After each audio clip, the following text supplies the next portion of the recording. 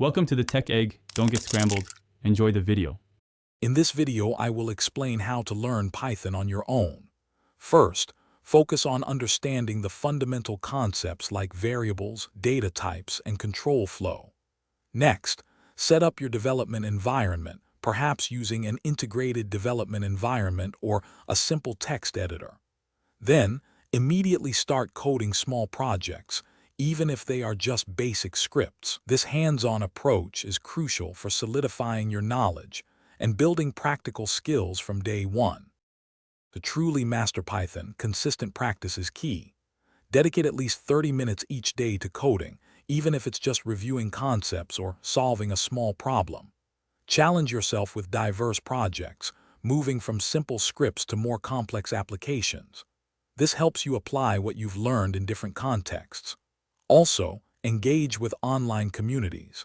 They offer invaluable support, answer questions, and provide opportunities for collaboration, accelerating your learning curve. Once you have a solid foundation, it's time to dive deeper into Python's capabilities. Explore advanced topics such as object-oriented programming, decorators, and generators. Leverage the wealth of free online courses and official Python documentation. They are excellent resources for in-depth learning.